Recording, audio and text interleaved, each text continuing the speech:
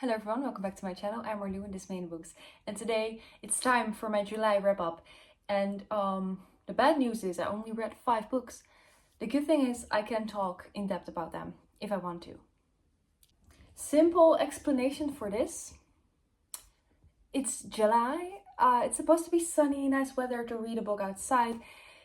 It's been terrible. They say it's gonna be good in August, so if the weather is good in August, I'll have a big video next month with a lot of books to discuss, hopefully, because I'm starting to get behind, which is crazy because this year started off great, but with this weather I'm just not reading much, and I'm also doing other things, good things, so mostly it's also a lot being in bed watching shows, feeling shitty, but also good things. Let's just dive right into it.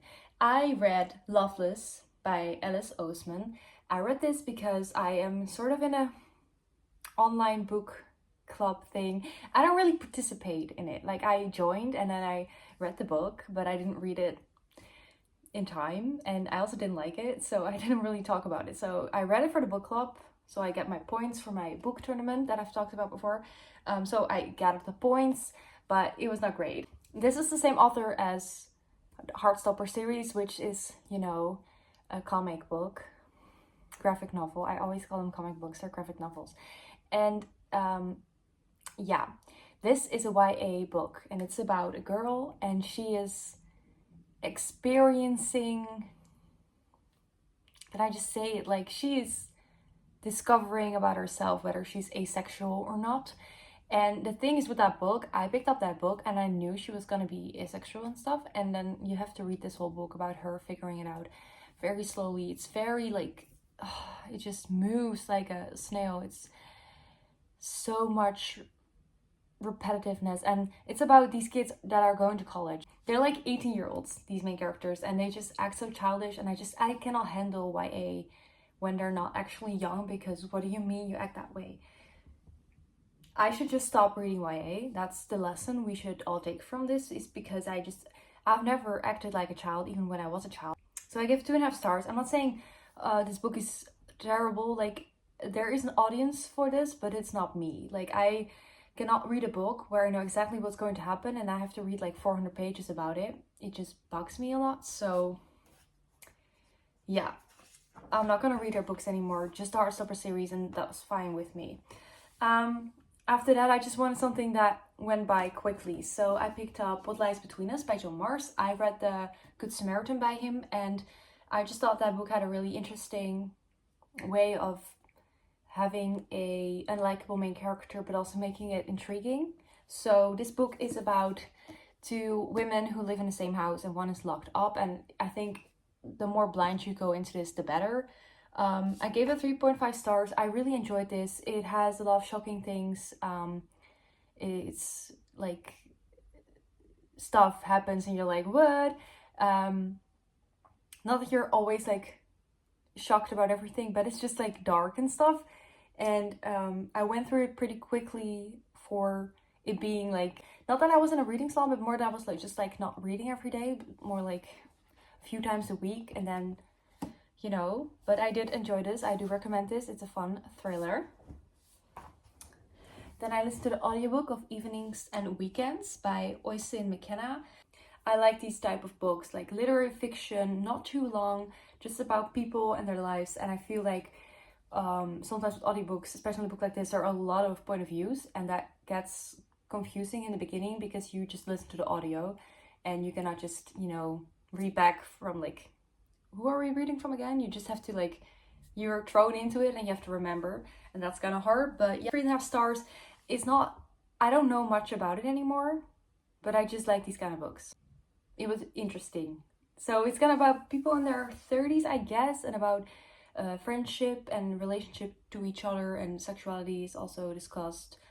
Pregnancy is discussed. Just a lot of life that happens to people, I guess. Then I read Eat the World by Marina. This is a poetry collection, and Marina is one of my favorite artists in the world. I love her music. I love her last album. I've listened to it a million times. I'm obsessed. I love her music. I feel every song, not every song, a lot of songs that she writes are just like, she looked into my soul and wrote about me, and that's fantastic. And then I wanted to read her poetry collection, and I just didn't feel that way. I just thought that I didn't really get it all that much. So I gave it 3 stars because I don't wanna hate on it. I could not pinpoint what was not good about it, but it was just more like sometimes a few sentences were pretty, but the whole poem never did it for me. It was never one poem that I wanted to like post a picture of or something. So it was just like the realness and the relatability of her songs did not come through in this book for me personally.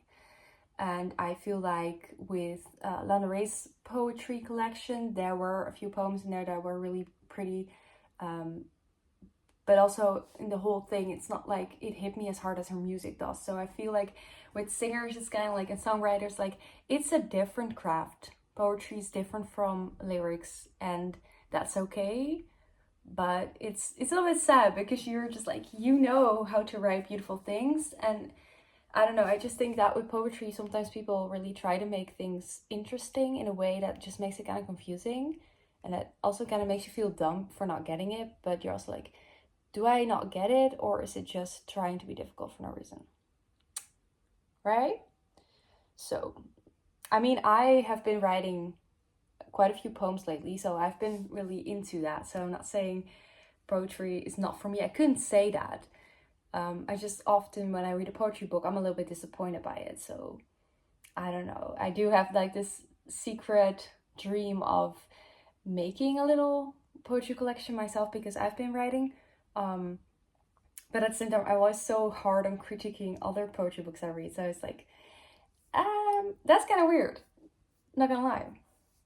And then the last book I read, this video is gonna be short. Okay, I read Astonish Me by Mackie Shipstead. Every month we have this bigger prompt in the tournament, and this time it was main character is a female athlete.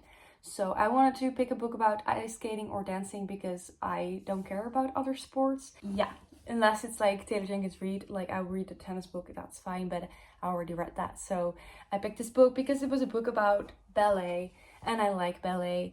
I gave it 3.25 stars. It's okay, but I didn't really connect with the characters. I didn't really feel much.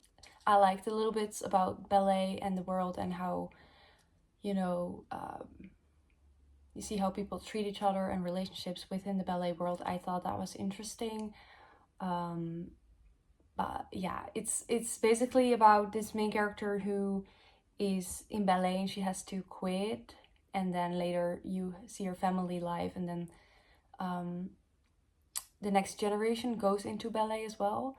So there were fun things in it, but I just felt like every character in the book just didn't grab me. And you can be unlikable, at least you need to be like relatable or funny. I feel like that's why I really love Melissa Broder, because her book, she writes about terrible people, but she does it in a way that you're like, I love this person. And I feel like that is really important for me, that you don't have to be likable, but you do have to be relatable and funny and just a good time to read about.